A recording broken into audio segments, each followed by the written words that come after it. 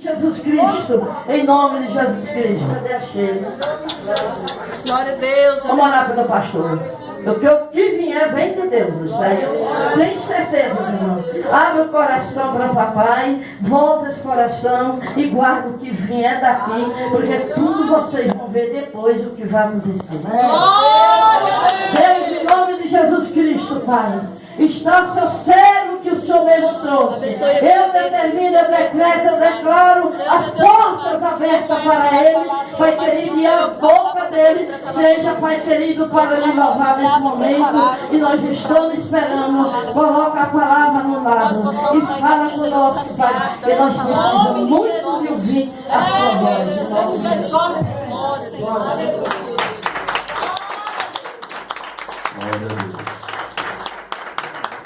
Eu saudar a amada igreja com a paz do Senhor Jesus. Amém. Glória a Deus. Louvado seja o nome do Senhor.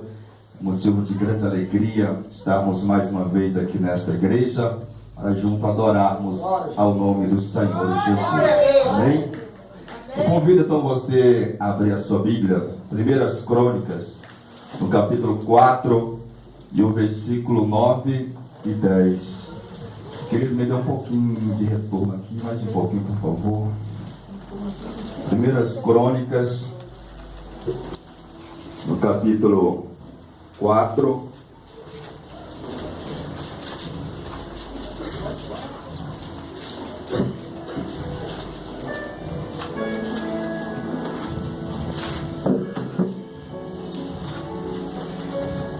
Todos encontraram? Amém, Deus.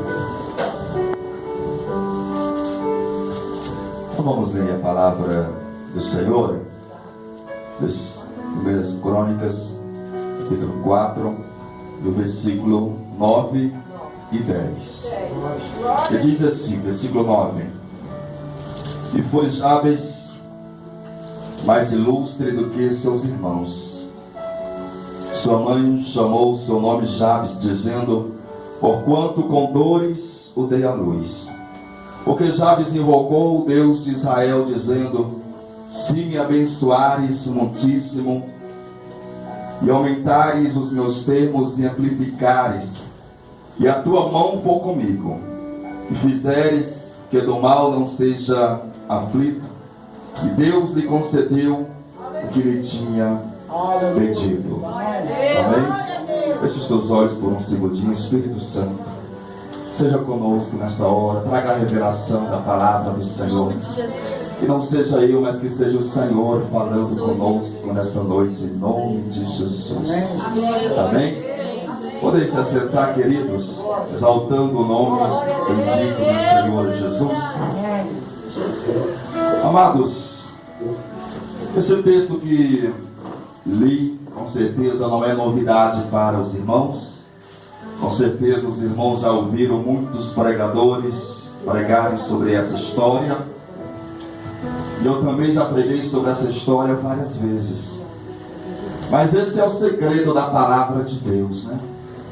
Você pode ouvir essa palavra 10 vezes seguidas. Deus vai falar de 10 formas diferentes ao teu coração. A revelação sempre vai ser diferente. Por isso eu convido você a ficar atento a essa palavra, porque em algum momento Deus ele vai falar contigo. Glória a Deus. Às vezes as pessoas elas perdem as bênçãos de Deus porque não ficam atentos na hora da palavra. Porque às vezes as pessoas elas vêm para a igreja naquele desejo, né, naquela expectativa de que Deus fale com elas através de uma palavra, através de uma situação que ela está vivendo.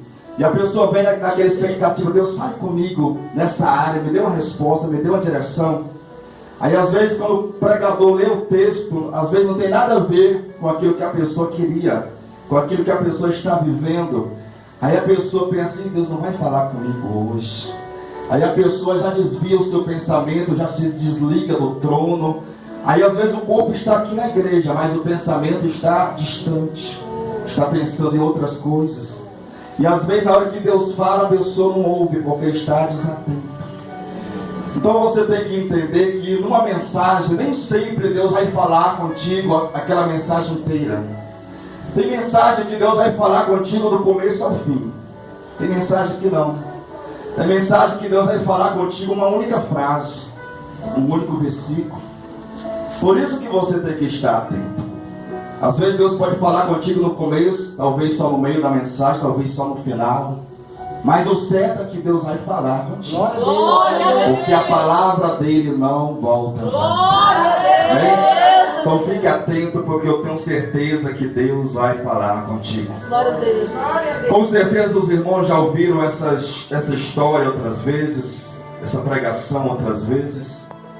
Mas, amados, eu amo essa história de Jabes. Eu amo essa história. Porque o livro de 1 Crônicas, igreja, é um dos livros menos lidos da Bíblia Sagrada. Principalmente os 8 primeiros capítulos. Porque os 8 primeiros capítulos aqui, se você ver o capítulo 1, 2, 3, 4, até o capítulo 8 de Crônicas, não tem muita coisa interessante. Conta apenas a genealogia do povo de Israel. Ciclano gerou ciclano, que gerou fulano, que gerou ciclano. São mais de 500 nomes, uma lista de nomes, nomes difíceis de falar, difíceis de entender. Quem gosta de ler a Bíblia, né? Tem gente que gosta de ler a Bíblia todo ano, de Gênesis, Apocalipse. Quando chega nesse texto aqui, no livro de Crônicas, geralmente a pessoa até pula. Tem pessoa que até pula os capítulos, né? Porque dá um desânimo mesmo. Você lê tanto nome, vai lendo e parece que não acaba. Mas é justamente nessa história aqui, nesse monte de nome que parece que não tem nada a ver uma coisa com a outra, é que Deus reservou 2 versículos para falar essa história de Jabes.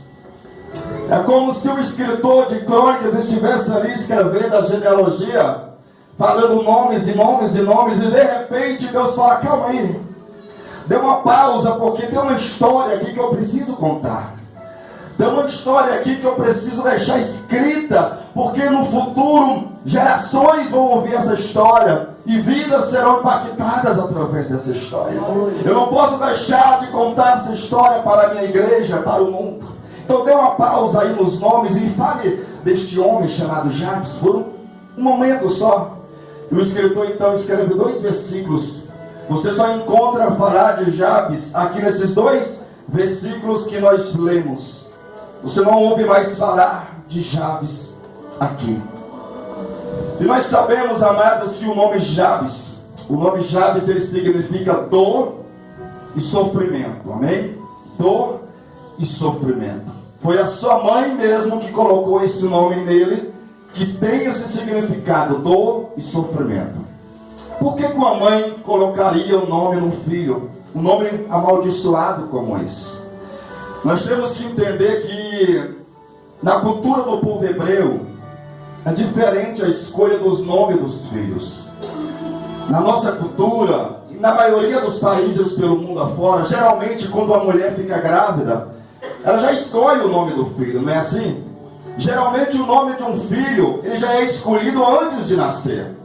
No momento que a mãe já fica grávida, ali os pais já começam a escolher o nome. O pai fala um nome, a mãe fala outro, aí vem os avós também, dá o seu pitaco, vem outro e dá um pitaco, né? E fica naquela discussão: não, vai chamar isso, vai chamar aquilo. Tem pais que, não, vamos colocar o nome do meu avô, vamos homenagear aqui o avô coloca o nome lá do avô, da avó, né? Outros pais colocam lá o nome de um ator, de uma atriz, né, que eles gostam lá, coloca lá o nome lá bonito. Outros colocam lá o nome de um jogador de futebol, colocam lá Neymar, Ronaldo, e por aí vai. Outros colocam lá um nome em inglês, um nome espanhol, um nome internacional, que eles acham bonito. Mas na cultura do povo hebreu é diferente. Eles não escolhem o nome antes de nascer, pelo contrário. Eles geralmente escolhem o nome depois do nascimento. Porque geralmente eles escolhem um nome que tem um significado, que simboliza o nascimento daquela criança. O nome que eles escolhiam geralmente tinha a ver com os acontecimentos antes e após o parto. Então eram os acontecimentos que determinavam o nome. Foi assim com Jabes. A mãe de Jabes colocou esse nome nele porque ele causou muita dor a ela, muito sofrimento a ela. Então, quando Jabes nasce, ela escolhe um nome que significa dor, porque todas as vezes que ela olhava para Jabes, ela se lembrava de sofrimento, de luta, de dores que ela sentiu. Agora a pergunta que fica é: que tipo de dores essa mulher pode ter sentido para colocar esse nome naquele menino?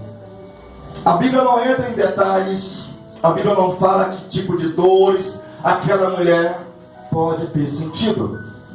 Mas a gente que é pregador, a gente tem uma mente um pouco fértil, e a gente pode tentar imaginar, né, algumas coisas que possa ter acontecido com aquela mulher. Eu imagino pelo menos 3 coisas que talvez tenha acontecido na vida dela, que tenha causado dor, que tenha causado esse sofrimento. A primeira coisa que eu posso imaginar é que talvez aquela gravidez tenha sido uma gravidez indesejada. Talvez aquela mulher, ainda jovem, né, moça, em um momento de fraqueza, ela engravida lá do seu amado. E amados, uma mulher, uma moça, engravidar antes de se casar, na cultura do povo hebreu é uma tragédia. No nosso país isso já é normal, né? Já é normal o pecado, já é tudo normal. Hoje em dia a gente vê aí crianças, né, adolescentes com 15 anos grávidas, com 16, com 17 anos grávida, né? E chega para o pai, chega para a mãe e fala: mãe, eu estou grávida. E a mãe e o pai ainda chamam: oh, a nossa filha vai ter bebê, vamos ser avós. Aquela alegria, solta foguete. É normal o pecado. É normal nos nossos tempos. Mas na cultura do povo hebreu, não. Uma moça ficar grávida antes do casamento, na cultura daquele povo, ela era expulsa de casa. A primeira coisa, o pai a expulsava de casa, não tinha meias palavras, não tinha esse negócio de pedir perdão, desculpa, foi sem querer, não. Ela era expulsa de casa. Primeira coisa. Depois ela passava a ser vista pela sociedade como uma mulher imunda, suja, impura, rejeitada por todos. Terceira coisa, ela não conseguiria mais achar um homem para casar. Nenhum homem iria querer casar com uma mulher grávida ou que já tivesse tido relações. Nenhum homem, nenhuma família aceitaria o seu filho se casar com uma mulher assim. Assim era a cultura do povo hebreu. Então talvez tenha acontecido isso com ela. Ela tenha lá engravidado e tenha sido expulsa de casa e passou por todo esse sofrimento, e isso lhe causou dor e sofrimento. Talvez não tenha sido isso, talvez eu imagino também uma segunda situação. Talvez o que tenha acontecido com ela tenha sido talvez um estupro. Talvez ela tenha sido estuprada e através desse estupro vem a gravidez. E quando a barriga dela vem crescendo, todas as vezes que ela olha para aquela barriga crescendo, ela se lembra daquele momento. Ela se lembra daquela tragédia. Ela se lembra daquele sofrimento na vida dela. Então ela decide colocar o nome de Jabes, que significa dor, sofrimento. E naquela época, mas na cultura do povo hebreu, mesmo quando a mulher era estuprada, ainda assim ela era rejeitada. Ela era vista como uma mulher impura e imunda. Mesmo ela sendo estuprada contra a vontade dela, ainda assim nenhum homem desejaria casar com ela. Nós sabemos que no nosso tempo, as mulheres que passam por isso, né, em pleno século 21, que tem psicólogos, que tem igrejas para ajudar, que tem coisas para ajudar, já é difícil a mulher superar esse trauma. Imagine naquela época, não existia psicólogos, não existia igrejas, não existia auxílio, não. A mulher ficava sozinha, isolada, com aquele mal sobre ela. Muitas nem tinham coragem de contar para o pai ou para a mãe. Sofria sozinha, calada. Talvez tenha sido isso. Mas eu também imagino uma terceira hipótese. Talvez não tenha sido nenhuma dessas duas. Talvez o sofrimento e a dor que ela tenha sentido tenha sido no momento do parto. Pode ter sido. Porque nós sabemos que naquela época, igreja, todos os partos, todas as crianças, elas nasciam de forma natural, de forma normal. Não existiam hospitais, clínicas, Não existia médicos, não. Geralmente era a mãe que fazia o parto, ou tinha lá uma parteira, uma vizinha. Era em casa, de forma natural. E eu já ouvi testemunhos, relatos de mulheres que tiveram filhos de forma natural. E os relatos não são animadores. Geralmente as mulheres que tiveram filhos de forma natural, a grande maioria conta que sofreu muito. A dor foi grande, o sofrimento foi grande. Tanto é que hoje poucas mulheres se arriscam ter filhos de forma natural. A grande maioria das mulheres hoje prefere ter filho através da cirurgia cesariana, não é isso? São poucas as mulheres que ainda desejam e fazem essa opção pelo parto natural. Ainda que seja o mais recomendável pelos médicos, ainda que os médicos falem sempre que o melhor é a forma natural, porque se recupera mais rápido. Mas mesmo assim, poucas as mulheres têm essa coragem, porque a dor é grande, o sofrimento é grande. Tem mulheres que até chegam a desmaiar depois que a criança nasce, né? De tamanha dor, de tamanho sofrimento.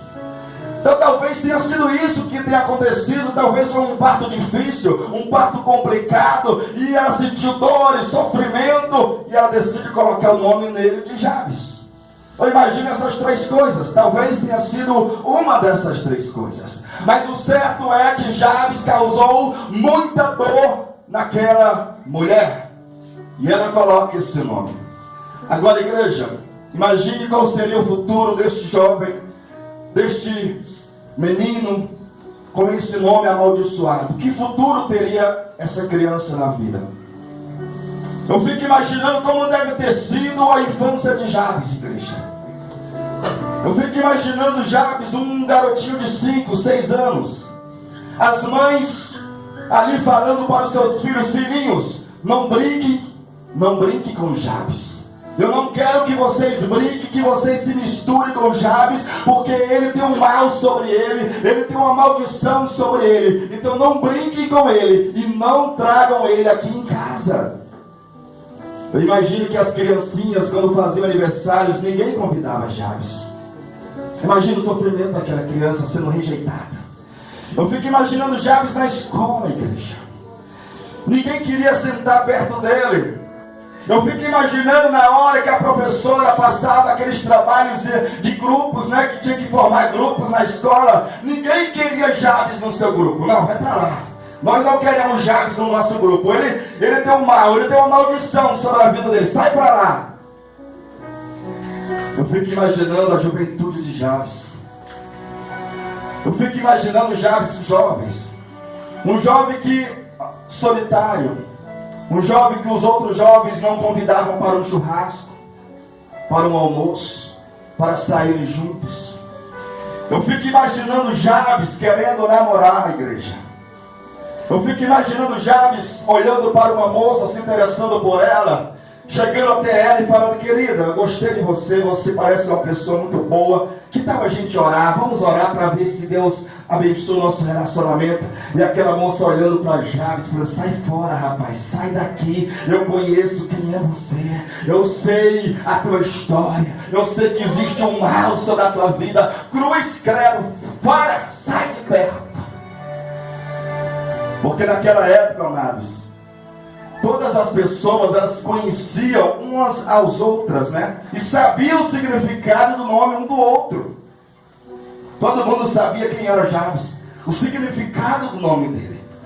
Então, qual seria o futuro, amados, de Jabes? Que futuro teria este rapaz na vida? Que futuro? Parecia que ele estava destinado ao fracasso, à miséria, a viver na derrota. Parecia que era o fim para ele. Mas certo dia Jabes, ele descobre que existia uma saída para a vida dele. Glória a Deus. Certo dia Jabes, ele descobre que existia um Deus. E que esse Deus, ele era poderoso para transformar o mal em bem. E esse Deus era poderoso para transformar a maldição em bênção. Jabes descobre que existe um Deus que era capaz de mudar a sua história, que era capaz de mudar o seu destino, que era capaz de mudar a sua sorte. Jabes descobre que existia um Deus e que esse Deus tinha poder para dar uma nova história sobre a vida dele. Por isso, nesta noite, meu querido e minha querida, eu não sei qual é a tua história de vida até hoje. Eu não sei qual é a história que está sobre a tua vida nesse momento. Talvez não seja uma história tão trágica, tão difícil como a de Jabes, mas talvez você ainda possa olhar para frente e ter medo do futuro e imaginar o que vai ser de mim, como eu vou fazer isso, como eu vou fazer aquilo, o que Deus poderá fazer na minha vida. Deus pode fazer muita coisa na tua vida, meu querido e minha querida. Se você fizer o que Jabes fez, ele também pode mudar a tua história. Agora você pode me perguntar, mas pastor, o que este homem fez que mudou a vida dele? O que Jabes fez que a sua vida foi transformada? Jabes, ele fez uma coisa que nós deveríamos fazer todos os dias, mas que às vezes não fazemos. A Bíblia conta que a primeira coisa que Jabes fez, ele invocou o nome do Senhor. Em outras palavras, a primeira coisa que Jabes fez, ele entrou em oração. Se você quer ter a tua vida mudada, a tua história mudada, a primeira coisa que você tem que fazer é isso. Começa a invocar a Deus. Começa a entrar em oração. Começa a buscar a Deus. Começa a buscar a face de Deus em oração. E você vai ver a sua vida sendo transformada pelo Senhor. É isso que você tem que fazer todos os dias, igreja. Porque quando o homem, quando a mulher começa a invocar a Deus, coisas começam a acontecer no mundo espiritual e também no mundo material. Nós precisamos ter uma vida de oração, igreja. Começa a invocar a Deus. Começa a buscar a Deus pelas madrugadas, de manhã, de tarde, de noite. Começa a entrar na presença do Senhor. Começa a apresentar a tua causa. Começa a apresentar a tua vida. Começa a invocar esse Deus e você vai ver o que Ele vai fazer na tua vida, igreja. Começa a invocar a Deus. Então Jabes, ele invocou a Deus, ele orou a Deus. E nessa oração que Jabes fez, ele fez 4 pedidos para Deus. 4 pedidos. O primeiro pedido que Jabes fez para Deus, Jabes falou que o Senhor me abençoe. A primeira coisa que Jabes pediu na sua oração, igreja, ele pediu a bênção do Senhor. A bênção de Deus sobre a vida dele. Parece que é uma coisa tão simples, né? Mas a maioria das pessoas não fazem isso. Parece que é uma coisa simples, mas às vezes não fazemos isso, igreja. Por isso eu quero te falar, nunca mais saia da sua casa ou faça qualquer coisa na sua vida sem pedir a bênção de Deus. A primeira coisa que você tem que fazer todos os dias, quando você se levanta, é isso: é pedir a bênção de Deus sobre a tua vida, igreja. Você quer ser abençoado? Faça isso todos os dias. Peça a bênção de Deus todos os dias. Nós estamos vivendo num tempo, igreja, de muita correria, né? Num tempo aí onde as pessoas levantam às vezes de manhã, de madrugada, e já sai correndo ali para se trocar, e já sai correndo às vezes para o trabalho, para a escola, para fazer isso, para fazer aquilo, e não tem tempo de falar com Deus, e não tem tempo de pedir a bênção de Deus sobre si. E as pessoas passam o dia naquela correria, faz isso, faz aquilo, vai num lugar, vai no outro. Não faça isso sem pedir a bênção de Deus, igreja. Sabe, a primeira coisa que eu faço todos os dias quando eu me levanto é isso: eu dobro meus joelhos na minha cama e eu falo: Senhor, abençoa o meu dia.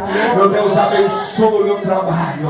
Meu Deus, abençoa, meu Deus, os negócios que eu vou fazer hoje. Abençoa as decisões que eu vou ter que tomar hoje. Abençoa tudo que eu vou ter que resolver nesse dia. Que o Senhor me abençoe. Eu não saio de casa sem pedir a bênção de Deus. Eu não faço nada sem pedir a bênção de Deus. De coisas simples a coisas difíceis, eu sempre peço a bênção de Deus. Então, se você quer ser abençoado, peça a bênção de Deus. Tudo que você for fazer na tua vida, antes de fazer, fale com Deus e fale: Senhor, me abençoe. Me abençoe. Está indo para a escola, Senhor, eu estou indo estudar, abençoe meus estudos, me dê sabedoria. Está indo trabalhar, Deus abençoe meu trabalho hoje. Está indo fazer qualquer coisa, Deus me abençoe. Não faça nada sem pedir a bênção de Deus, igreja, não faça nada. Porque a palavra do Senhor nos fala em João 3:27, que o homem não pode receber nada se do céu não lhe for dado. Você não pode receber nada se Deus não te der. Se Deus não estender as mãos sobre a tua vida e liberar a bênção, você não recebe nada. Então você tem que todos os dias pedir a bênção do Senhor sobre a tua vida. Segunda coisa que Jabes pediu, ele pediu que o Senhor alargue as minhas fronteiras, que o Senhor amplie os meus territórios. Sabe o que eu aprendo aqui? Jabes, ele não vivia e ele não estava acomodado. Jabes, ele vivia no tempo dos juízes. E naquele tempo, o povo de Israel, o povo hebreu, eles viviam em terras, né? Vivia do campo, das plantações, criação de animais. E quando o povo de Deus conquistou a terra prometida, foram repartidas ali a terra entre as famílias. E as famílias, elas recebiam a quantidade de terra devido à quantidade de membros da família. Se a família era grande, então a quantidade de terra era maior. Se a família era pequena, então a quantidade de terra também era menor para aquela família. Então Jabes certamente fazia parte de uma família pequena. E a terra que ele habitava, a terra que ele tinha, era pequena. Então não tinha muito espaço para crescer, para criar animais, para plantações. O espaço era pouco. Então Jabes, ele queria crescer, ele queria ampliar. Então ele faz esse pedido para Deus. Ele fala: Senhor, amplie os meus territórios, amplie as minhas fronteiras, me ajude a conquistar mais terras, me ajude a conquistar mais coisas, me ajude a crescer mais, Senhor. Amados, o problema na vida de muitas pessoas é que muitos vivem uma vida acomodada. Muitos se acomodam na presença do Senhor. Mas a igreja de Jesus não pode viver acomodada. Você não pode ter uma vida acomodada. Você tem que ter sempre uma visão de crescimento. Você tem que estar sempre desejando crescer mais. Crescer no seu ministério, crescer na sua profissão, crescer nos relacionamentos, crescer em tudo. Tem muita gente que não vive uma vida acomodada. Não, o importante é eu estar lá na igreja, lá, estou lá ouvindo os cultos, estou lá batendo palmas. Não, Deus quer mais para você. Deus quer que você cresça. Deus quer que você louve. Deus quer que você pregue. Deus quer que você cresça no ministério.